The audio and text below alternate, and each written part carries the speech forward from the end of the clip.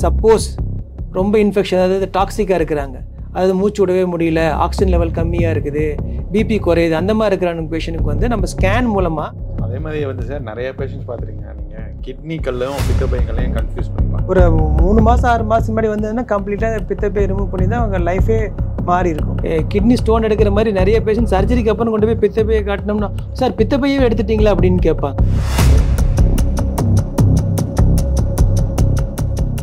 பித்தப்பை எங்க இருக்குது, அது என்ன பர்பஸுக்கு கடவுள் நம்மளுக்கு கொடுத்துருக்காரு, அது எப்ப எடுக்கணும், சரிங்களா, அது கொஞ்சம் ஃபர்ஸ்ட் நம்ம வந்து தெளிவுபடுத்தணும்னா பெட்டரா இருக்கும்னு நினைக்கிறேன். ஏன்னா நிறைய பேர் வந்து கேல் பிளாடர் சர்ஜரி ஏன் பண்ணிக்க மாட்டேங்கிறாங்கன்னா, பித்தப்பை எடுத்துட்டோம்னா அவங்களுக்கு ஏதோ வந்து சாப்பிட்றதுலயே பெரிய பிரச்சனை வந்துடும் அப்படின்னு நினைக்கிறாங்க. அதனால நீங்க வந்து பித்தப்பைன்னா என்ன, அது எதனுடைய எந்த இடத்துல இருக்குதுன்னு கொஞ்சம். சரி, பித்தப்பைங்கிறது பார்த்தீங்கன்னா கால் பிளாடர்னு நம்ம இங்கிலீஷில் சொல்கிறாங்க. பித்தப்பை வந்து ஜஸ்ட் இஸ் ஸ்டோரேஜ் ஆர்கன் அப்படின்னா தங்கும். அதாவது ஈரலேருந்து பித்தம் உற்பத்தி ஆகி பித்தப்பையில் தங்கும். நம்ம சாப்பிட்டதுக்கப்புறம் பித்தம் நம்பினதுக்கப்புறம் ஹார்மோன் ஸ்டிமுலேட் பண்ணல எம்டி ஆகி பித்தம் வந்து குடலுக்குள்ளார போய் கணைய நீரும் ரெண்டும் சேர்ந்து தான் நம்ம சாப்பாடு ஜீரணப்படுத்தும். இதுதான் பித்தப்பையுடைய ஃபங்க்ஷன்.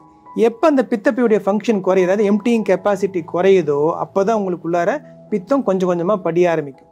அந்த பித்தம் நாளடைவில் சரியாக வேலை செய்யாத போய் தான் மண்ணெல்லாம் அப்படியே படிஞ்சு கல் மாதிரி ஃபார்ம் ஆயிரும். நம்ம சாப்பிட்றோம் இல்லைங்க சார், சாப்பிட்றது பார்த்தீங்கன்னா அரிசியில் எந்த கலரில், வெள்ளை கலரில் தான் இருக்குது சாப்பிட்றோம். ஆனால் மழை நமக்கு எந்த கலரில் வருது, மஞ்சள் கலரில் வருது. ஏன்னா அந்த பித்தம் தான் போய் நம்ம சாப்பிட்ற பொருட்களை ஜீரணப்படுத்தி அதை கொண்டு வரதால தான் அது மஞ்சள் கலராக மாறுது. ஸோ நீங்கள் பித்தப்பை எடுத்த பேஷண்ட்டுக்கும் மழை மஞ்சளாக தான் போகும், பித்தப்பை இருக்கிற பேஷண்ட்டுக்கும் மழை மஞ்சளாக தான். பித்தம் வந்து கல்லீரலேருந்து தான் சுரந்து வருது. அது என்னைக்கு அடிக்குவேட்டாக வேலை செய்யாமல் போகுதோ அன்றைக்கி தான் நம்ம அதை ரிமூவ் பண்ண வேண்டியது இருக்கும். ஸோ அதில் கல் ஃபார்ம் ஆகுதோ, அதனால் சாப்பிட்டா வலி வருதோ, சரியாக ஜீரணமாகாமல் இருக்கிறதோ, இது எல்லாமே தான் பித்தப்பையுடைய தொந்தரவு. பித்தப்பை எடுக்கிறதுனால தொந்தரவே இல்லை. சில பேஷண்ட் கேட்பாங்க, சார் பித்தப்பை எடுத்து திரும்ப வளருமா சார்னு கேட்பாங்க. ஸோ பித்தப்பை வந்து ஒரே ஒரு ஆர்கன், ஸ்டோரேஜ் ஆர்கன். இந்த ஸ்டோரேஜ் ஆர்கன் இல்லாமையும் நம்ம இருக்கலாம், இருந்தாலும் தொந்தரவு இல்லை, இல்லைனாலும் தொந்தரவு. என்னைக்கு அதை வேலை செய்யாமல் போது கண்டிப்பாக அதை ரிமூவ் பண்ணணும். அந்த காலத்தில் ஓப்பன் ஆப்ரேஷன்னால என்ன பண்ணாங்க, காம்ப்ளிகேஷன் வந்தால் பண்ணிக்கங்கன்னாங்க. இப்போ வந்து லேப்ரோஸ்கோபி மெத்தட், டே கேர், காலை வந்து சாயந்தரம் பண்ணிட்டு போகணும். ஸோ எது காம்ப்ளிகேட் ஆகி அதை சர்ஜரி பண்ணிக்கணும், சிம்பிளாக இருக்கும்போது ஏர்லியராக பண்ணிக்கிட்டா சேஃப்டி. காம்ப்ளிகேட் ஆகி நீங்கள் சர்ஜரி பண்ணுறது ஒரு ஈஸி கிடையாது. ஏன்னா அந்த இடத்துல வந்து பார்த்தீங்கன்னா எல்லாம் ஒட்டிட்டு இருக்கும். இன்னொன்று வந்து சர்ஜரி காம்ப்ளிகேஷன் வந்து அதனுடைய ரிஸ்க் அதிகமாயிடும். ஏன்னா காம்ப்ளிகேஷன் வரதுக்கு முன்னாடி பண்ணீங்கன்னா ஈஸியாக பண்ணலாம். இதெல்லாம் ஒட்டிட்டு இருக்கும், பித்தக்குழாயில் ஒட்டிட்டு இருக்கும், குடலோட ஒட்டிட்டு இருக்கும்.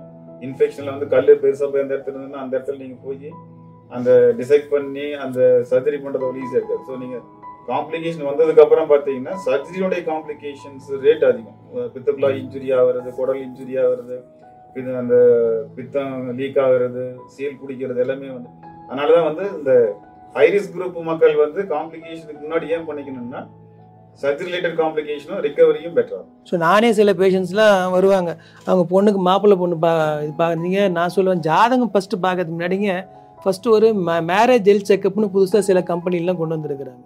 ஒரு ஹெல்த் செக்கப் பண்ணுங்கள், உங்களுடைய blood test, thyroid test, scan இதெல்லாம் பண்ணி பாருங்கள். கல்யாணத்துக்கு முன்னாடி நம்ம ஜாதகத்தை மட்டும் பார்க்குறோம், நம்ம உடல் நிலைமை நல்லா இருக்குதான்னு ஃபஸ்ட்டு பார்க்கணும் இல்லை. அதே மாதிரி வந்து சார் நிறைய பேஷண்ட்ஸ் பார்த்துருக்கீங்க நீங்கள், கிட்னி கல்லையும் பித்தப்பை கல்லையும் கன்ஃபியூஸ் பண்ணிப்பாங்க. ஸோ இவங்களுக்கு நான் வந்து யூஸ்வலி சொல்லிடுவேன், இப்போ பித்தப்பை கல் வந்தால் பித்தப்பை சேர்த்து ரிமூவ் பண்ணணும். ஆனால் நல்லா ஞாபகம், கிட்னியில் கல் வர்றது வந்து வெறும் கல்லை மட்டும் தான் ரிமூவ் பண்ணணும். இதையும் கன்ஃபியூஸ் பண்ணிக்காதீங்க. ஏன்னா ப்ரீவியஸாக பார்த்தீங்கன்னா கிட்னியில் கல் வந்திருக்குன்னு சொல்லிட்டு கல்லை மட்டும் எடுத்துருப்பாங்க. ஸோ அதே பெர்ஸ்பெக்டிவோடு வருவாங்க, சரி பித்தப்பையில் கல் இருக்குது, ஸோ கல்லை மட்டும் எடுத்தால் ட்ரீட்மெண்ட் முடிஞ்சிடும்னு சொல்லிட்டு. ஸோ யூஸ்வலி கிட்னில கல் ஃபார்ம் ஆகிறதுக்கு ரீசன் வேற, பித்தப்பையில கல் ஃபார்ம் ஆகிறதுக்கு ரீசன் வேற. ட்ரீட்மெண்ட் ரெண்டுக்குமே டிஃபரெண்ட். ஸோ அவங்க நினச்சிக்குவாங்க நீங்கள் சொன்ன மாதிரி கிட்னி ஸ்டோன் எடுக்கிற மாதிரி நிறைய பேஷண்ட் சர்ஜரிக்கு அப்புறம் கொண்டு போய் பித்தப்பையை காட்டினோம்னா, சார் பித்தப்பையே எடுத்துட்டீங்களா அப்படின்னு கேட்பாங்க. ஆமாங்க, இது நிறைய பேர். அதாவது நீங்க ஓபில பார்த்து பேஷண்ட் கூட வந்திருக்கவங்களை எக்ஸ்பிளைன் பண்ணிருப்பீங்க. பட் என்னன்னா சர்ஜரி டைம்ல பாத்தீங்கன்னா அந்த அட்டெண்டர் இருக்க மாட்டாங்க, இன்னொரு புதுசா ஒரு அட்டெண்டர் இருப்பாங்க. அவங்க வந்து போய் நீங்க காமிக்கிறப்ப பித்தப்பை எடுத்துட்டீங்களா அப்படிம்பாங்க. அதனால இது வந்து யூஸ்வலா வந்து சர்ஜரிக்கு அப்புறம் யூஸ்வலா நான் அட்மிஷன் ஆகிறதுக்கு முன்னாடியே சொல்லிடுவேன், கூட இருக்கவங்க சர்ஜரிக்கு அப்புறம் கூட இருக்கணும். ஏன்னா அப்போ வந்து சுத்தமா தெரியாத ஒரு அட்டெண்டர் போய் பித்தப்பை காமிக்கிறப்ப அவங்க வந்து ஷாக் ஆயிடும். அதனால வந்து நீங்க சர்ஜரி டைம்ல வந்து அட்மிஷன் ஆகிறப்பே வந்து அதே அட்டெண்டர் யார் இருப்பாங்கன்னு கேட்டு அவங்களுக்கு எக்ஸ்பிளைன் பண்றது பெட்டர் சைடு. ஸோ இப்போ நீங்கள் இந்த ஃபுட் சேஞ்சஸ், லைஃப் ஸ்டைல், இது ஸ்ட்ரெஸ்ஸு, சர்க்கடியம் ரிதம் எல்லாம் சேஞ்ச் ஆகும்போது பார்த்தீங்கன்னா இப்போலாம் ஐடி ஃபீல்டில் வேலை செய்ய நடுராத்திரியில் 12 மணிக்கு திடீர்னு எந்திரிச்சு வேலைக்கு போவாங்க, காலையில் வந்து 8 மணிக்கு தூங்குவாங்க. உங்களுடைய சைக்கிள் ரித்தமே நீங்கள் வீலை வந்து தலைகீழ சுற்றுறீங்க. சைக்கிள் எப்படி ஓடும்? தலைகீழ சுற்றணும். அதே மாதிரி தான் வாழ்க்கை திறன் வந்து கரெக்டாக இதே சுற்றணும். மாற்றி சுற்றும் போது என்ன ஆகுதுன்னா எல்லாமே மாறி போயிடுது. ஹார்மோன்ஸ் லெவல் சுரக்கிறதும் மாறுது, எல்லாமே மாறும்போது லேட் நைட்டில் கேட்டால் அதுதான் கிடைக்குது சார் அப்படிங்கிறாங்க. ஸோ இந்த மாதிரி ஃபேட் ஐட்டம் சாப்பிடும் எம்டி பண்ண முடியாது அது கால் பிளாடர்னால. ஸோ பித்து அப்படியே படியே கல் ஃபார்ம் ஆயிடுது. ஸோ அது இந்த 2 வகையான, ஒன்று கொலஸ்ட்ரால் கல், இன்னொன்று வந்து பிக்மெண்ட் ஸ்டோன்ஸ்னு சொல்லுவோம். பிக்மெண்ட் ஸ்டோன் வந்து ரத்த சோர்வு சில பேர்த்துக்கு இருக்கும், ஹீமோலைட்டிக் டிசார்டர்ஸ்னு சொல்லக்கூடிய. அவங்களுக்கு வர ஸ்டோன்ஸ் வந்து கருப்பு கலராக இருக்கும். இப்போ கொலஸ்ட்ரால் ஸ்டோன்ஸ்னால வரக்கூடிய முக்கால்வாசி பேர் மஞ்சள் கலரில் கல் இருக்கும். ஸோ இன்ஃபெக்ஷன் இருக்கிறவங்களுக்கும் நீங்கள் சொல்கிற மாதிரி வரும், லிவர் ப்ராப்ளம் இருக்கிறவங்களுக்கு வரும், இந்த பிளட்ல வந்து அந்த சிகப்பணுக்களினுடைய சிதைவு தன்மை அதிகமாக இருக்கிறவங்களுக்குலாம் நீங்கள் சொல்கிற மாதிரி வந்து பிக்மெண்ட் ஸ்டோன் ஃபார்ம் ஆகும். பித்தத்தில் வந்து கொலஸ்ட்ரால் லெவல் அதிகமாக இருக்கிறவங்களுக்கு, இந்த ஹார்மோன் ப்ராப்ளம் இருக்கிறவங்களுக்கு வந்து நீங்கள் சொல்கிற மாதிரி கொலஸ்ட்ரால் ஸ்டோன் ஃபார்ம் ஆகிறதுக்கு சான்ஸ் இருக்குது. ஸோ வேல்வேட் ஸ்டோன்னால என்னென்ன காம்ப்ளிகேஷன்ஸ் வரும்? சில நேரம் பித்தப்பையிலேருந்து பித்த நீர் குழாய்க்கு போகிற இடத்துல சில நேரம் அடைச்சிடும்.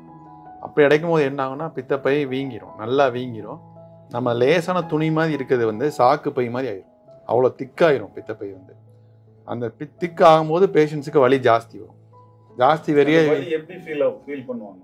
வலி வந்து இன்டென்ஸ், மூச்சு இழுக்கும் போது கூட வலி ரொம்ப இருக்கும்.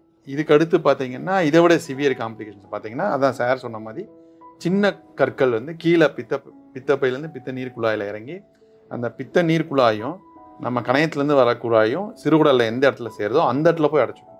அப்போ என்ன ஆகும்னா மேலேருந்து கல்லீரல்லேருந்து வர பித்த நீரே அடைச்சிடும். அப்போ பேஷண்ட் வந்து ஜாண்டிஸ் டெவலப் ஆகும். அந்த அடைப்பு வந்ததுக்கப்புறம் இன்ஃபெக்ஷன் இருந்துச்சுன்னா குழந்தைட்டிஸ்ன்னு சொல்லுவாங்க. அதெல்லாம் வந்து எமர்ஜென்சி கண்டிஷனுக்கு போயிடும். இதுக்கும் கீழே போய் அந்த கணையத்தோட பைப்பை அடைக்கும் போது கணைய பிரச்சனைகள் ஜாஸ்தி வரும், ட்ரெட்ஃபுல்லான காம்ப்ளிகேஷன். ஸோ பேஷண்ட் வந்து வரும்போதே வந்து அன்ஸ்டேபிள் ஸ்டேட்டில் வரவும் வாய்ப்பு இருக்குது. நீங்கள் சொன்ன மாதிரி இப்போ வந்து பித்தப்பையில் கல் வந்து பித்தக்குழாய்க்கு இறங்கி அடைச்சிச்சு. இப்போ வந்து எது ஃபர்ஸ்ட்டு நீங்கள் கேல்பிளாடர் சர்ஜரி ஃபர்ஸ்ட்டு ரிமூவ் பண்ணிட்டு பித்தக்குழாயில் இருக்கிற கல் எடுப்பீங்களா, இல்லை பித்தக்குழாயில் கல் எடுத்து க்ளீன் பண்ணதுக்கப்புறம் பித்தப்பை ஆப்ரேஷன் பண்ணணும்? யூஸ்வலி பார்த்தீங்கன்னா பெஸ்ட் ஆப்ஷன் வந்து பித்த நீர் குழாயில் இருக்க கல்லை ஃபஸ்ட்டு அகட்டிட்டு நம்ம அந்த ஜாண்டிஸ் லெவல் வந்து கொஞ்சம் குறைய ஆரம்பிச்சோன்னா பண்ணுறது தான் பேஷண்ட்டுக்கு சேஃப். ஆனால் இன்னொரு சைடு பார்த்தீங்கன்னா சப்போஸ் கல் வந்து சின்ன கல் தான் இருக்குது, ஈஸியாக எண்டோஸ்கோப்பி வழியாக அதை ரிமூவ் பண்ணிடலாம், மஞ்சக்காமலை ரொம்ப ஜாஸ்தி இல்லை, பேஷண்ட் வந்து இன்ஃபெக்டிவ் கண்டிஷனில் இல்லை அப்படின்னா நம்ம ஒரே மயக்கத்தில் 2 மயக்கம் கொடுத்து 2 ப்ரொசீஜர் பண்ணுறதுக்கு பதில் ஒரே மயக்கத்தில் இந்த பித்தநீர் குழாயில் இருக்க கல்லையும் எடுத்துகிட்டு பித்தப்பை ஆப்ரேஷனும் பண்ணிட்டு வரலாம் செலக்டட் பேஷண்ட்ஸ். இஆர்சிபின்னு சொல்கிறது இந்த ப்ரொசீஜர் பேர். இஆர்சிபி நம்ம எண்டோஸ்கோப்பியோட இது ஸ்பெஷல் எண்டோஸ்கோப்பி. அது வெளியே போய் கல்லை கம்ப்ளீட்டாக எடுத்துகிட்டு, அதுவும் சில சமயம் இப்போலாம் லேட்டஸ்ட்டாக அந்த பெரிய கல்லெல்லாம் சில சமயம் இறங்கிடும். அது வந்து இந்த லித்தோட்ரிப்சின்னு சொல்லுவாங்க, அந்த கல் உடைக்கிற மெஷின், லேசரும் இது மூலமாக வச்சு உடைச்சு கூட எடுத்துடலாம். 1 சென்டிமீட்டர் 1.5 சென்டிமீட்டர்னா பித்தப்பையும் அந்த பித்தக்குழாய் கல்லை எடுக்கிறது பெட்டருங்களா, இல்லை எண்டோஸ்கோப்பி? இல்லை, எண்டோஸ்கோப்பி பண்ணி ஃபஸ்ட் என்ன அந்த மாதிரி கல் உடைக்கிற ப்ரொசீஜரில் எது வேணால் தொந்தரவுகள் வரலாம், எடுக்க முடியாமல் போகலாம். ஸோ அதனால் ஃபஸ்ட்டு அந்த எண்டோஸ்கோப்பி இஆர்சிபின்னு சொல்கிற மூலமாக போய் அந்த கல்லை கம்ப்ளீட்டாக உடச்சி எடுத்துட்டு வலிகிலி ஏதாவது பேன்க்ரேட்டைட்டிஸ் வருதா இதெல்லாம் வருதான்னு பார்த்துட்டு ஒரு அட்லீஸ்ட் ஒரு 24 hours 48 hours பெயின் இல்லைன்னா நம்ம பித்தப்பை ரிமூவ் பண்ணுறது சேஃப். அப்போ நீங்கள் லேப்ரோஸ்கோப்பியில் சேர்த்து ஒரே டைமில் பண்ணோம்னா பெட்டருக்கு பேஷண்ட் ஒரே டைம்? இல்லை, முதல்ல அந்த காலத்தில் அப்படி தான் சார் பண்ணிட்டு இருந்துச்சு. இப்போ வந்து இந்த நிறைய புது ஸ்பெஷல் இன்ஸ்ட்ருமெண்ட்ஸு இதெல்லாம் உடைக்கிற மெஷின்ஸு லேசர்லாம் வந்துருக்கனால ஒரு அட்டம்ப்டாவது நம்ம கொடுக்கறது நல்லது. ஒரு அட்டம் பண்ணி பார்க்கணும், சுத்தமாக முடியலன்னா தென் லேப்ரோஸ்கோப்பியில் பண்ணி அந்த ஸ்டோனை ரிமூவ் பண்ணிவிட்டு பித்தப்பை ரிமூவ் பண்ணுறது நல்லது. ஓகே, இதில் வந்து டிஃப்ரெண்ட் ஒப்பீனியன்ஸ். நீங்கள் வந்து எண்டோஸ்கோப்பி ப்ரிஃபர் பண்ணுறீங்க, நான் லேப்ரோஸ்கோப்பி சர்ஜன். நான் வந்து பார்த்தீங்கன்னா பித்தக்குழாயில் வந்து கல் வந்து 1.5 சென்டிமீட்டருக்கு இருக்குது அப்படின்னா அது வந்து ஈஸியாக நம்ம எடுக்கிற மாதிரி இருக்குது அப்படின்னா ரெண்டுமே ஒரே டைமில் வந்து லேப்ரோஸ்கோப்பியில் பண்ணுறது வந்து இன்னும் இந்த ஃபெசிலிட்டி பெட்டர், அது பெட்டர் சாய்ஸ். பண்ண ஒரு சான்ஸ் கொடுத்து பார்க்குறது நல்லதுன்னு சொன்னோம். எண்டோஸ்கோப்பி மெடிக்கல் கேஸ் வச்சிருக்காங்க, நீங்கள் சொன்ன மாதிரி அட்வான்ஸ் டெக்னாலஜிலாம் வச்சிருக்கீங்க அப்படின்னா தென் ஃபர்ஸ்ட் அதை ட்ரை பண்ணுறது பெட்டர் சாய்ஸ். அதாவது இன்ஃபெக்ஷன் இல்லாத சிச்சுவேஷன். நான் பித்தக்குழாயில கல் இருக்குது, இன்ஃபெக்ஷன் இருக்குன்னு செகண்ட் தாட்டே கிடையாது, எண்டோஸ்கோப்பி ட்ரீட்மெண்ட் தான் ஃபர்ஸ்ட் சாய்ஸ். நீங்கள் இன்ஃபெக்ஷன் இல்லாத டைம்ல தான் நீங்கள் பேசிக்கலி சம்மரைஸ் பண்ண சொன்னால் கால் பிளாடர் ஸ்டோன்ஸ் வந்து டிப்பிக்கலாக தமிழில் பழமொழி சொன்ன மாதிரி வருமுன் காப்போம். அதாவது தொந்தரவு வரதுக்கு முன்னாடி சர்ஜரி பண்ணிக்கிறது நல்லது. எப்பயுமே வந்து நோயை ட்ரீட்மெண்ட் கொடுக்கறது ஈஸி, இதை தான் நான் பேஷண்ட்டை சொல்கிறேன். நோயை ட்ரீட்மெண்ட் பண்ணுறது பேஷண்ட்டுக்கும் ஈஸி, டாக்டருக்கும் ஈஸி. ஆனால் ஒரு நோயோட விளைவுகளை ட்ரீட்மெண்ட் கொடுக்கறது பேஷண்ட்டுக்கு ரொம்ப கஷ்டம், டாக்டருக்கு அதை விட ரொம்ப கஷ்டம். ஸோ இதை வந்து நம்ம ஸ்பெசிஃபிக்காக இந்த பித்தப்பை கல்லோட வர்றவங்களுக்கு இதை கிளியராக சொல்லி ஆகணும். நோய் ஸ்டேஜில் இருக்கும் போதே நீங்கள் நோயோட இருக்கீங்க, ட்ரீட்மெண்ட் கொடுக்குறது ஈஸி. ஆனால் இதோட விளைவுகளை ட்ரீட்மெண்ட் கொடுக்குறது எங்களுக்குமே கஷ்டம். அதனால நீங்கள் அவசரப்படும் போது உங்களுக்கும் கஷ்டம். ஏன்னா இந்த காலத்தில் இருக்கிற உணவு முறைகள் பழக்க வழக்கத்தில் அல்சரோ இல்லை வேற சின்ன சின்ன கட்டிகள் ஏதாவது இருந்தாலும் கூட மிஸ் பண்ண மாட்டோம். இல்லை எண்டோஸ்கோப்பி பண்ணிக்கிறது நல்லது. என்ன டெஸ்ட் பார்ப்பீங்க? ஒரு பித்தப்பை கல்லுன்னு வராங்க, அவங்களுக்கு வந்து மெயினாக நமக்கு தேவையானது வந்து ஒரு இப்போ அல்ட்ராசவுண்ட் ஃபஸ்ட்டு பண்ணுவோம். அல்ட்ராசவுண்டில் கால் பிளாடில் ஸ்டோன்ஸ் இருக்கான்னு செக் பண்ணுவோம். ஸ்டோன்ஸ் இருக்குது, லிவர் ஃபங்க்ஷன் டெஸ்ட் பண்ணணும். லிவர் ஃபங்க்ஷன் டெஸ்ட்டும் நார்மலாக இருக்குது. கால் பிளாடர் ஸ்டோன்னால வந்து பார்த்தீங்கன்னா கல் அடைச்சிட்டு இருந்தால் லிவர் ஃபங்க்ஷன் மாறுதல் ஆகும். மஞ்சக்காமல் இருக்கலாம், மைல்டாக. நம்ம கண்ணுக்கு தெரியாது, கண்ணில் தான் மஞ்சளாக தெரியணுங்கிற அவசியம் இல்லை. கண்ணில் வந்து மஞ்சக்காமல் தெரியாமல் இருக்கலாம், பட் ரத்தத்து டெஸ்ட்டில் வந்து மஞ்சக்காமல் தெரியலாம். அந்த மாதிரி இருந்துச்சுன்னா கல் வந்து மெயின் பாதியில் நம்ம சொன்ன மாதிரி மெயின் பாதிக்கு வந்துருச்சு.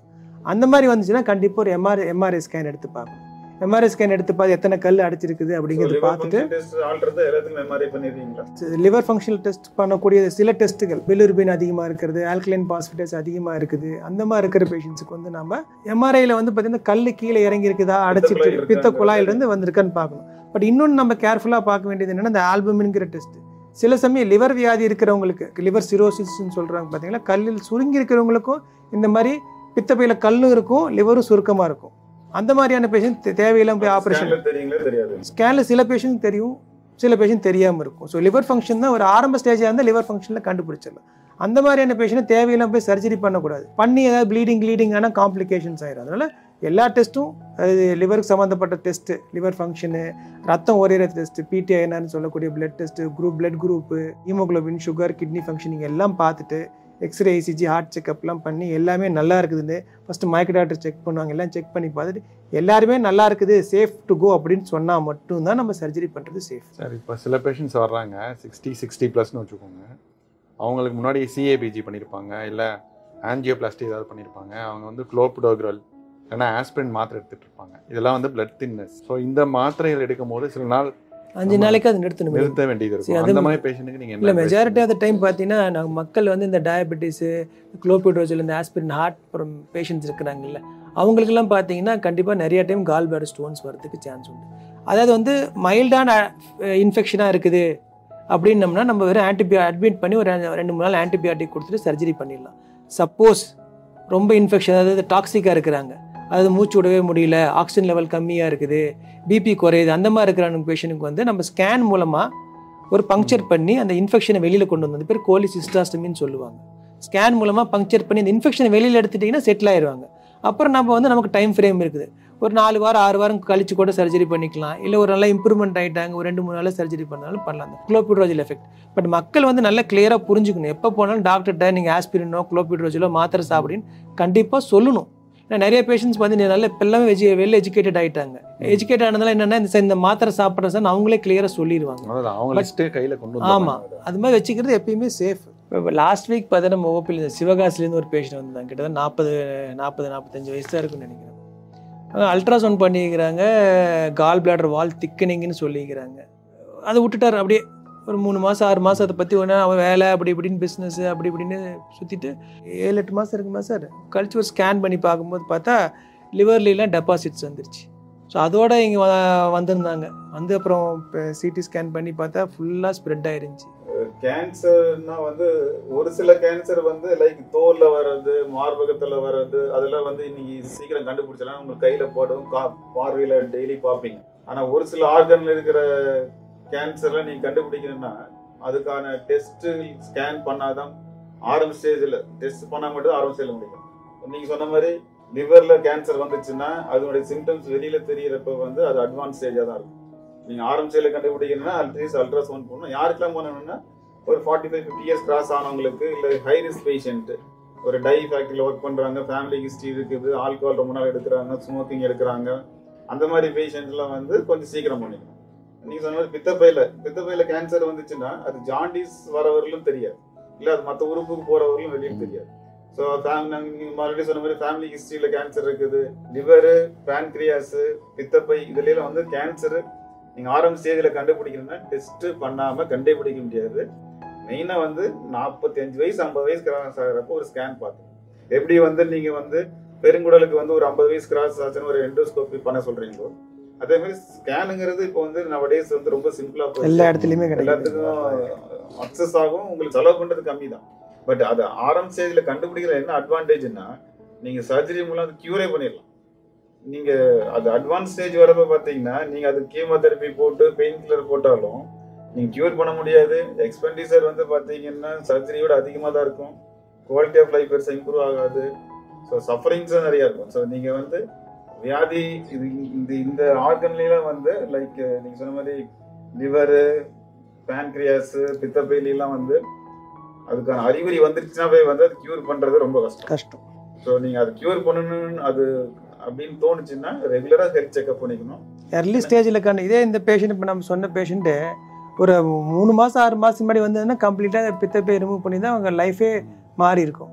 ஸோ நோய்க்கு வந்து நம்ம எவ்வளோக்கு எவ்வளோ தள்ளி போடுறோமோ அவ்வளோக்கு எவ்வளோ பாதிப்பு அதிகமாகுது. ஸோ நம்ம கொடுக்க வேண்டிய இம்பார்ட்டன்ஸ் வந்து நம்ம மக்கள் புரிஞ்சிக்க மாட்டேங்கிறாங்க. ஹெல்த் இஸ் வெல்த்துங்கிறது நம்ம புரிஞ்சிக்க மாட்டேங்கிறாங்க. அதுக்கப்புறம் நீங்கள் அந்த வெல்த்தை நீங்கள் செலவு பண்ணால் திரும்ப அந்த ஹெல்த்தை எடுக்க முடியாது. இந்த பேஷண்ட்டை கரெக்டாக ஒரு 3 மாதத்துக்கு முன்னாடி வந்திருந்தானா லிவருக்குலாம் ஸ்ப்ரெட் ஆக மாதிரி சர்ஜரி பண்ணியிருந்தா, சர்ஜரி பண்ணிவிட்டு கீமோதெரப்பியோ தேவைப்பட்டு கொடுத்துட்டு நார்மல் லைஃப். ஸோ இவன் தள்ளி போட he has lost his life time. மக்களுக்கு வந்துங்க அந்த அவேர்னஸ் இல்லை. February 4th ஏன் வந்து வேர்ல்டு கேன்சர் டே கொண்டாடுறாங்கன்னா மெயின்லி வந்து அந்த இனிஷியல் வந்து மக்கள்கிட்ட வந்து அந்த கேன்சரினுடைய அவேர்னஸ் கொண்டு போறதுக்கு தான். ஸோ அதனால பார்த்தீங்கன்னா எவ்ரி 2 years 3 years ஒன்ஸ் வந்து தீம் மாற்றிக்கிட்டே இருக்கு. அதுக்கான அவேர்னஸ் வந்து த்ரூ அவுட் த இயர் எல்லா ஆர்கனைசேஷன் வழியாக வந்து இந்த கேன்சர் அவேர்னஸ் ரீச் பண்றதுக்கு தான். அதனால ஒவ்வொரு மந்த்துக்கும் ஒவ்வொரு கேன்சர் பத்தி வந்து அவங்க வந்து எடுத்துட்டு போறாங்க. ஸோ ஒரு 45 இயர்ஸ்க்கு மேலே ஆச்சுனாவே ரொட்டீனா வந்து எப்படி வந்து ஒரு இசிஜி எக்கோ எடுத்துக்கிறாங்களே அது மாதிரி வயிறுக்கு ஒரே ஒரு ஸ்கேன் பண்ணாங்கன்னா போதும் மோஸ்ட் ஆஃப் த பிரச்சனையை வந்து கண்டுபிடிச்சிடலாம். என்ன அட்வான்டேஜ்னா ஆரம்ப ஸ்டேஜுங்கிறப்ப வந்து ட்ரீட்மெண்ட்டு உங்களுக்கு கம்மியா இருக்கும், கியூர் பண்ணிடலாம், நார்மல் லைஃப் ஈஸியாக லீட் பண்ணிக்கலாம். இப்போ வந்து பாத்தீங்கன்னா அது வயிற்று வர கேன்சர் வந்து லேப்ரோஸ்கோப்பியில் பண்ணுறதுனால உங்களுக்கு இன்னும் ஃபாஸ்டா ரிகவரி ஆகிக்கலாம். கேன்சர் நினைச்சு பயந்துட்டு டெஸ்ட் பண்ணாம இருக்கிறதோட அது வந்துருச்சா இல்லையான்னு சீக்கிரம் கண்டுபிடிக்கிறதுக்கு இம்பார்ட்டன்ட் கொடுத்தாவே வந்து பாதி பிரச்சனை சால்வ் ஆகும். இப்போ ஜப்பானில் நீங்கள் சொல்கிற மாதிரி பார்த்தீங்கன்னா அவங்க ப்ரொமோஷன் கொடுக்கணும்னாவே ஒரு எண்டோஸ்கோப்பி அந்த மாதிரி கொலோஸ்கோப்பி, ஏன்னா அவங்களுக்கு வந்து நிறைய அந்த ஸ்மோக்டு ஃபுட்டு சாப்பிட்றதுனால வைரஸ் கேன்சர் இதெல்லாம் வருது. அவங்க கவர்மெண்ட் ரூல்ஸ் என்னென்னு பார்த்தீங்கன்னா நீங்கள் ப்ரொமோஷன் ஆகிறீங்கன்னா நீங்கள் இதெல்லாம் சப்மிட் பண்ணிங்கன்னா உங்களை ப்ரொமோட்டே பண்ணுவாங்க. அதே மாதிரி நம்ம ஊர்லேயும் இந்தியாவிலையும் இந்த மாதிரி ஒரு ரூல்ஸு, உங்கள் ப்ரொமோஷனோ வேறு ஏதாவது பண்ணணும்னாலுமே நெக்ஸ்ட் லெவலுக்கு போகணும்னா இந்த பேசிக் டெஸ்ட்லாம் பண்ணி நீங்கள் சப்மிட் பண்ணால் தான் உங்களுக்கு நெக்ஸ்ட் லெவலுக்கு போகிற மாதிரி வந்துச்சுன்னா தான் இனிமேல் டிராஸ்டிக் சேஞ்ச். அதுக்கு வந்து பாப்புலேஷன் அதிகமாக இருக்கிற ஊரில் இல்லை அதுவே ஒன் வே ஆஃப் அவேர்னஸ் மாதிரி மாறிடுது சார். அது ஒரு அவேர்னஸ் அது கட்டாமல். பட் என்னென்னா கவர்மெண்ட் என்ன பண்ணணும்னா இந்த ஸ்மோக்கிங் ஆல்கஹாலை வந்து ரெஸ்ட்ரிக்ட் மீன்ஸ் அதுக்கு வந்து டேக்ஸ் நிறைய போட்டு அது அவைலபிலிட்டிஸ் குறைச்சேனாவே இங்கே வந்து alcohol smoking lifestyle over வெயிட்லாம் ரெடியூஸ் பண்ணிங்கனாவே ஒரு 35% ப்ரிவென்டபிள் கேன்சர்ஸ். இப்போ சிங்கப்பூரில் நீங்கள் சொன்ன மாதிரி புது ரூல்ஸ் வந்துருக்கு தெரியுங்களா? அதாவது வந்து நீங்கள் நேச்சுரல் ஃபுட்டு நல்ல உணவு முறைகளுக்கு வந்து டேக்ஸ் கம்மி. நீங்கள் வந்து நீங்கள் ஃபாஸ்ட் ஃபுட் ஐட்டம்ஸ்க்கு டேக்ஸ் அதிகம். நீங்கள் நிறைய போடுங்க. நீங்கள் ஃபாஸ்ட் ஃபுட் ஐட்டம் டேக்ஸ் அதிகமாக என்ன பண்ணாங்க சிங்கப்பூரில் நேச்சுரல் ஃபுட்ஸ் நிறைய சாப்பிட ஆரம்பிச்சிட்டாங்க. நம்ம இந்தியாவிலையும் நீங்கள் ஸ்மோக்கிங் ஆல்கஹாலுக்கு நீங்கள் வந்து ஜிஎஸ்டி 1000% கூட போட்டுக்கலாம். அதுதான் நானும் சொல்ல வரேன். இதை நல்ல ஃபுட்டுக்கு நம்ம ஜிஎஸ்டி இதெல்லாம் குறைக்கும் போது என்னன்னா they will start using more. ஏன்னா மக்களுக்கு இந்த ஸ்மோக்கிங் ஆல்கஹால் வந்து பார்த்தீங்கன்னா அவங்களுக்கு லாங் டேர்மில் வந்து எடுத்தால் என்ன காம்ப்ளிகேஷன் வரும்னு தெரியல. ஸோ நீங்கள் என்ன பண்ணலாம் அப்படின்னா இப்போ வந்து ஒரு ஆல்கஹால் எடுத்துட்டு ஒரு பேங்க்ரைட்டிஸ் வந்து அட்மிட் ஆகிறாரு, அக்யூட் பேங்க்ரைட்டிஸ் நெக்ரோசிஸ் போகிறாரு. ஸோ அந்த பேஷண்ட்ஸினுடைய வீடியோஸ் அவங்களுடைய சொல்ல வச்சோம். ஒரு கிரானிக் அதாவது ஆல்கஹால் எடுத்து லிவர் சுருங்கி போய் சிரோசின்னு சொல்கிறீங்களே அதனால அவங்க எவ்வளோ சஃபர் ஆகிறாங்க. ஸோ இதெல்லாம் வந்து அவங்க வந்து 10-15 இயர்ஸ் எடுத்ததுக்கப்புறம் அந்த ஸ்டேஜ் வந்ததுக்கப்புறம் ரியலைஸ் பண்ணுவாங்க, ஐயோ நான் அந்த தப்பு பண்ணிட்டேன், இது முதலே தெரிஞ்சாலும் நிறுத்திருப்பேன் அப்படிங்கிறது. ஸோ நாம் என்ன பண்ணலாம்னா இது அந்த பேஷண்ட்டை பேச வச்சு அந்த வீடியோ எடுத்து ஒரு பப்ளிக் ஒரு அவேர்னஸ் கிரியேட் பண்ணோம்னா மேபி ஒரு 10% இருந்தனா கூட பெட்டர் சாய்ஸ் அப்படின்னு எனக்கு தோணுது. அப்படி நீங்கள் பண்ணீங்கனால ஏதோ ஒரு ரெஸ்ட்ரிக்ஷன் வச்சிங்கன்னா தான் சார் மக்கள் நீங்கள் லைசன்ஸ் இல்லாமல் வண்டி ஓட்ட மாட்டேங்கிறாங்கல்ல, பேக்கெட் வச்சு தான் ஓட்டுறாங்களான்ட்டு நீங்கள் அது மாதிரி பேச முடியாதுங்க. பட் நான் என்ன சொல்கிறேன்னா பேஷண்ட் தெரியாது, அதாவது அவங்களுக்கு அவேர்னஸ் இல்லை. ஸோ ஆல்கஹால் எடுத்தோம்னா 10 வருஷத்துக்கு அப்புறம் நம்ம இந்த காம்ப்ளிகேஷன் லேண்ட் ஆகும். அந்த காம்ப்ளிகேஷன் வந்துட்டு ரிவர்ஸ் பண்ண முடியாது, எக்ஸ்பெண்டிச்சர் அதிகமாகும். அதுக்கான செலவுகள் பார்த்தீங்கன்னா மாதம் பார்த்தீங்கன்னா 10,000 செலவு வாங்கிட்டு இருக்கோம் மருந்து மாத்திரைக்கு. ஸோ இதெல்லாம் முன்னாடியே தெரிஞ்சுதுன்னா மேபி அவங்க வந்து குறைச்சிக்கலாம் இல்லை ஸ்டாப் பண்ணிக்கலாம். ஸோ இந்த அவேர்னஸை வந்து கவர்மெண்ட் எடுத்து போகணும், ஆர்கனைசேஷன் எடுத்து. கரெக்ட். நீங்கள் சொன்ன இந்த February 4th தீமே யுனைடெட் பை யூனிக், இதனால எல்லாருமே யுனைடடாக சேர்ந்து ஒரு யூனிக்கான திங் என்ன கேன்சர், அதை ஹேண்டில் பண்ணுறதுக்கு நம்ம நல்ல நியூ திங்ஸ் கொண்டு வந்தோம்னா I think we can bring a good change in the society. Sir இப்போ இந்த கால் பிளாடர் கேன்சர் 4 ஸ்டேஜ் சொல்கிறீங்க. இந்த 4 ஸ்டேஜஸ் இருக்குல்ல, இந்த 4 ஸ்டேஜை எந்தெந்த விதமாக ட்ரீட்மெண்ட் கொடுக்கலாம்? இப்போ ஃபஸ்ட்டு ஸ்டேஜில் ஐடென்டிஃபை பண்ணோம்னா கம்ப்ளீட்டாக க்யூர் கொடுத்துடலாம். ஸோ லேப்ரோஸ்கோப்பிக் மெத்தட்லையோ ரோபோட்டிக் சரி மூலமாகவோ பண்ணி கம்ப்ளீட்டாக க்யூர் பண்ணிடலாம். செகண்ட் ஸ்டேஜாக இருந்தாலும் சர்ஜரி பண்ணிவிட்டு அதுக்கப்புறம் கீமோதெரப்பி மாதிரி கொடுத்து அதையும் நல்லா க்யூர் பண்ணலாம். தேர்ட் ஸ்டேஜும் நம்ம சர்ஜரி பண்ணி கீமோதெரப்பி பண்ணி சப்போஸ் ஏதாவது கொஞ்சம் தேவைப்பட்டால் ரேடியேஷன் தேவைப்பட்டால் கொடுக்கலாம். ஃபோர்த் ஸ்டேஜ் போயிட்டா அதை கம்ப்ளீட்டாக க்யூர் பண்ண முடியாது. கீமோதெரப்பி மட்டும்தான் பண்ணி குவாலிட்டி ஆஃப் லைஃப் எக்ஸ்பெக்டன்சி எல்லாமே குறைஞ்சி போயிடும். ஸோ நம்ம சொல்லிக்கிற மாதிரி தான் எந்த கேன்சரையுமே எர்லி ஸ்டேஜில் ஐடென்டிஃபை பண்ணால் இல் பி 100% க்யூரபிள். ஸ்டேஜஸ் அதிகமாக இந்த கிராஃப் குறைஞ்சிக்கிட்டே வரும். அதேமாதிரி மோஸ்ட் ஆஃப் த பேஷண்ட் வர்றவங்க கால் பிளாடர் கேன்சரோட வர்றவங்க மஞ்சக்காமலாம் வந்ததுக்கப்புறம் தான் ஹாஸ்பிட்டலே வர்றாங்க. ஏன்னா நீங்கள் சொல்கிற மாதிரி நிறைய பேஷண்ட்ஸ் பார்த்தீங்கன்னா மஞ்சக்காமலைன்னு உடனே போய் நேட்டிவ் ட்ரீட்மெண்ட்டுக்கு தான் போகிறாங்க. ஃபஸ்ட்டு உங்களுக்கு ஒரு மஞ்சக்காமலைன்னு யார் எந்த பேஷண்ட்னு தெரிஞ்ச நான் சொல்கிறது என்னென்னா ஒரு அல்ட்ராசவுண்ட் பண்ணி பாருங்கள். அது வந்து அடைப்பு மஞ்சக்காமலையா இல்லை வேறு எதனால வந்திருக்கிற மஞ்சக்காமலையான்னு பாருங்கள். அடைப்பு மஞ்சக்காமலையாக இருந்துச்சு, அடைப்புனா கல்லுனால அடைச்சிருக்கலாம், கேன்சர்னால அடைச்சிருக்கலாம், வேறு ஏதாவது காரணத்தினால அடைச்சிருக்கலாம். அடைப்பு மஞ்சக்காமலை நாட்டு மருந்து எடுத்தால் சரியாகாது.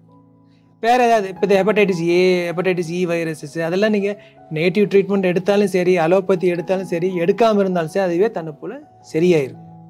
அதுக்கு நீங்கள் நாட்டு மருந்து சாப்பிட்டாலும் சரி, சாப்பிட்னாலும் சரி, சரியாகி போயிடும். ஸோ நீங்கள் வந்து நாட்டு மருந்துங்கிறது சொல்கிறது வந்து ஏஐயா இருந்தாலும் நீங்கள் வந்து டாக்டர் போய் பார்க்கறது பெட்டர் சாய்ஸ். பார்க்கறது நல்ல டாக்டர் பாருங்க. நீங்கள் சொல்கிற மாதிரி அதுக்கான டெஸ்ட்டு பார்க்கணும். நீங்கள் சொல்கிற மாதிரி அல்ட்ராசவுண்டும் பிளட் டெஸ்ட்டும் கண்டிப்பாக பார்க்கணும். அது என்ன மருந்து கொடுக்குறாங்க, எந்த குவான்டிட்டியில எடுக்கணும், அதனுடைய சைடு எஃபெக்ட் எதுவுமே தெரியாம நிறைய பேர் ப்ராக்டிஸ் பண்ணிருக்காங்க. ஸோ அலோபதியில என்ன மெடிசன் நீங்க பேஷண்ட் கொடுக்கறதுக்கு முன்னாடி அது மல்டிபிள் லெவல்ல வந்து சைடு எஃபெக்ட் என்ன டோஸ் கொடுக்கணும், எவ்வளவு நாள் கொடுக்கணும். பட் நம்ம மெடிசன் நீங்க சொல்ற மாதிரி வந்து பெஸ்ட் மெடிசன் தான், இல்லைன்னா சொல்லல. பட் என்னன்னா அது நம்ம சயின்டிபிக்கா ப்ரூவ் பண்ணி இந்த டோஸ் இந்த மருந்து இவ்வளவு நாள் கொடுக்கணுங்கிறதுங்கிற பரிசோதனை எதுலையுமே பண்ணதே கிடையாது. இது வந்து பரம்பரையா சொல்லி கொடுத்து வர்றதுனால அதுக்கான புக்கும் கிடையாது. நம்ம மெடிசன் பத்தி வந்து தப்புன்னு சொல்லவே இல்லை. பட் அதுக்கு எந்த வியாதிக்கு எந்த மருந்து எந்த அளவுக்கு எவ்வளவு நாள் கொடுக்கணுங்கிறது யாருக்குமே தெரியாது. கீழாநெல்லியில தான் நம்மளது மெடிசன் எடுத்துறாங்க. ஆயுர்வேதிக் மெடிக்கேஷன்ல வந்து அவங்க செய்யறதுதான், அவங்க செய்யற அளவு தான். ஸோ அதனால வந்து அது கரெக்டான டோஸ்ல கரெக்டான மருந்து கொடுத்தோம்னா அதுலயும் எஃபெக்ட் இருக்கு. பட் எந்த வியாதியுமே வந்து அது என்னன்னு தெரிஞ்சு பண்ணிக்கலாம். அதுக்கப்புறம் பண்ணிக்கிறது பெட்டர். நீங்க சொல்ற மாதிரி நிறைய கீமோதெரப்பி மெடிசனே பார்த்தீங்கன்னா அந்த செடியிலிருந்து எடுக்கிறாங்க. இதையெல்லாம் பார்த்தீங்கன்னா அந்த காலத்தில் ஆயுர்வேதாவில் இருந்துருக்குது. பட் அது என்ன கரெக்டாக அது புக்கு மாதிரி எழுதி அடுத்த ஜென்ரேஷன் சூப்பர் மெடிசன் எம்பிபிஎஸ்ஸோ இதுனாலும் கரெக்டாக அடுத்த ஜென்ரேஷன் சொல்லி கொடுக்கறதுனால அது அப்படியே கரெக்டாக வருது. இதே ஆயுர்வேதா சித்தாலாம் கரெக்டாக ஒரு புக்கு எழுதி நல்லபடியாக படிக்க வச்சிருந்து காலேஜ் மாதிரி வச்சு சொல்லி கொடுத்துருந்தாலும் அதுவும் நல்லா வளர்ந்துருக்கும். நீங்க சொல்றது கரெக்ட் தான். ஏன்னா இப்போ வந்து I think Tamil Nadu government Siddha medical காலேஜ்ல வச்சிருக்காங்க. இப்போதான் இந்த நம்ம ஆயுர்வேதா வந்து வளர்த்துறதுக்கு எடுத்துருக்காங்க. மேபி ஃபியூச்சர்ல அதுவும் நம்மளுக்கு கொஞ்சம் ஹெல்ப்ஃபுல்லா இருக்குன்னு நினைக்கிறேன். பட் நீங்க சொன்ன மாதிரி அது ப்ராப்பரா ரிசர்ச் பண்ணி அது சைடு எஃபெக்ட் அவாய்ட் பண்ற அளவுக்கு என்ன டோஸ் கொடுக்கணும், எப்படி கொடுக்கணும் மட்டும் அது. நிறைய பேர் பார்த்தீங்கன்னா அந்த ஆயுர்வேத மருந்துல இந்த ஸ்டெராய்ட்ஸ் எல்லாம் கலந்து விட்டுறாங்க. அதுதான் பயங்கர டேஞ்சரஸ். சார் இப்போ பித்தப்பை ஆப்ரேஷன் பண்ணதுக்கப்புறம் நான் வெயிட்டு கூடிட்டேன்னு சொல்லி சில பேஷண்ட்ஸ்லாம் வராங்க. அது உண்மையா இல்லை அது இல்யூஷன் மாதிரியா? இல்லை, அது என்னன்னா நிறைய பேர் பார்த்தீங்கன்னா பித்தப்பை ஆப்ரேஷன் பண்ணதுக்கப்புறம் வெயிட்டு கூடுதுன்னு காரணம்னு சொல்கிறது வந்து இந்த ஃபுட் ஹேபிட்ஸ்லாம் மாற்றிடுறாங்க, லைஃப் ஸ்டைல் மாற்றிடுறாங்க. உனக்கு ஆப்ரேஷன் பண்ணி மெதுவாக நட, படிக்கிட்டு ஏறாத, வண்டியில் போகாத, நடக்காத, அப்படி இப்படின்னு சொல்கிறதுனால என்ன சாப்பிட்டு ரெஸ்ட்டே இருக்கிறதுனால இதாகிடுது. அப்புறம் பார்த்தீங்கன்னா அவங்க செலக்டிவாக ஃபுட்டை வந்து கொடுக்க ஆரம்பிச்சிடுவாங்க. அந்த ஃபுட்டை நீங்கள் ரிப்பீட்டடாக சாப்பிட ஒரு ப்ரோட்டீன்ஸ் இல்லாமல் சாப்பிடும்போது வெயிட் போடுறதுக்கு மெயின் காரணம். வேறு இன்னும் நெக்ஸ்ட் பார்த்தீங்கன்னா இந்த கர்ப்பப்பை எடுத்ததுக்கு அப்புறமும் வெயிட் போடுதுன்னு சொல்லுவாங்க. அதுக்கு காரணம் என்ன, நான் ப்ராக்டிக்கலாக சொல்கிற ப்ராப்ளம். லேடிஸ்க்கு பார்த்தீங்கன்னா எப்பயுமே ஒரு டெலிவரிக்கு அப்புறம் தான் அவங்க மாமியார் வீட்டுக்கு அதை மீன்ஸ் அவங்க அம்மா வீட்டுக்கு போவாங்க. அப்போ ஒரு தடவை வெயிட் போடும். நெக்ஸ்ட்டு பார்த்தீங்கன்னா கர்ப்பப்பை ஆப்ரேஷன் பண்ணுவாங்க. அதுக்கப்புறம் அவங்க அம்மா வீட்டுக்கு போவாங்க. அம்மா வீட்டுக்கு போனால் என்ன பண்ணுவாங்க, வேலை செய்யாத, இங்கே போகாத, தூக்காத அப்படின்னு சொல்லி உட்காந்த இடத்துல சாப்பாடுல இருந்து எல்லாம் வரும். இதுதான் மோஸ்ட் காமன் ப்ராக்டிக்கலாக சொல்கிற ரீசன். சயின்ஸாக நான் சொல்லலை, வெயிட் போடுற காரணம். பட் கர்ப்பப்பை எடுக்கிறதுனாலையோ பித்தப்பை எடுக்கிறதுனாலையோ வெயிட் போடாது. நம்ம அதுக்கப்புறம் எப்படி இருக்கிறோமோ அதை பொறுத்து தான் ரீசன். நீங்க எடுக்கிற சாப்பாடு அளவு வந்து உங்க கேலரிஸ் எக்ஸ்பெண்டிச்சரோட அதிகமா இருக்குன்னா நீங்க எவ்வளவு எடுத்துறீங்களோ அதை விட உங்களுக்கு வந்து செலவு அதிகமா இருந்ததுன்னா கண்டிப்பா வெயிட்டே கூடாது. அன்லெஸ் மெடிக்கல் டிசீஸ் அது டிஃப்ரெண்ட் விட்டுருங்க. சாப்பாடு மட்டும் வரீங்க அப்படின்னா நீங்க உள்ள சாப்பிட்ற அளவும் உங்க எனர்ஜியும் ஸ்பெண்ட் பண்றதும் ஈக்குவலா இருந்தாலும் வெயிட்டே கூடாது. எனர்ஜி எக்ஸ்பெண்டிச்சர் அதிகமாக இருக்கிறப்ப வந்து வெயிட் லாஸ் இருக்கும், எனர்ஜி இன்டேக் அதிகமாக இருப்போ வெயிட் கெயின் இருக்கும், அவ்வளோதான். ஸோ நீங்கள் செடன்ட்ரி லைஃப் இல்லை ஹை கலரி டயட் எடுக்கிறீங்கன்னா மட்டும்தான் வெயிட் லாஸ். இது வந்து எந்த சர்ஜரிக்குமே பொருந்தாது என்ன பொறுத்தவரை. இன்ஃபேக்ட் வயசு வருஷம் வெயிட் ஜாஸ்தி இருக்கவங்களுக்கு ஸ்டோன் வர, பித்தப்பையில கல் வர வாய்ப்பு இருக்கு. இன்ஃபேக்ட் அவங்களுக்கு தான் சர்ஜரி பண்ற வாய்ப்பு. ஏன்னா அவங்க வந்து பேசிக்கா உங்களுக்கு கொலஸ்ட்ரால் அதிகமா இருக்கும், யூஸ்வலா வெயிட் அதிகமா இருக்கனால. ஃபீமேல்ஸுக்கு தான் யூஸ்வலா வெயிட் கெயின் அதிகமா இருக்கும். ஸோ அவங்களுக்கு ஈஸ்ட்ரோஜன் அந்த கொலஸ்ட்ரால் அதிகமா இருக்கிறதுனால ஸ்டோன் ஃபார்மேஷன் அதிகமா இருக்கும். பித்தப்பையில கல் இருக்கு, சிம்டம்ஸ் இருக்கோ இல்லையோ ஒரு தடவை போய் டாக்டர்கிட்ட கன்சல்ட் பண்ணிடுறது பெட்டர். உங்களுக்கு ஏதாவது ஸ்கேன் ரிப்போர்ட்டில் கல் இருக்குன்னு வந்திருக்கு, டவுட் இருக்குது, இந்த அடுத்து என்ன பண்ணணும்னு தெரியல, ஒரு ஸ்டாட்டிக் சுச்சுவேஷனுக்கு வந்துட்டீங்க, சர்ஜரின்னு ஒருத்தவங்க சொல்கிறாங்க, ஒருத்தவங்க நேட்டிவ் மெடிசன் சொல்கிறாங்க, ஒருத்தவங்க இதனால் வந்திருக்குன்றாங்க, ஒருத்தவங்க நீங்கள் இது சாப்பிட்டதுனால வந்திருக்குங்கிறாங்க, பித்தப்பை எடுத்துட்டா பயமாக இருக்குது. எந்த பயமும் வேண்டாம். Once you are in a state where you need consultation, நீங்கள் தாராளமாக ஜெம் ஹாஸ்பிட்டலில் வந்து எந்த டாக்டரையும் நீங்கள் பார்த்துக்கலாம். இதுக்கு நீங்கள் கீழே இருக்க நம்பரில் ஃபோன் பண்ணிங்கன்னா அவங்க நீங்கள் அப்பாயின்மெண்ட் புக் பண்ணிக்கலாம். ஸோ ஒரி பண்ண வேண்டாம். At any point we are at help. So don't hesitate to call us or contact us through online, or நீங்கள் டைரெக்டாக ஃபோன் பண்ணி கன்சல்டேஷன் நெக்ஸ்ட் டே கூட வாங்கிக்கலாம்.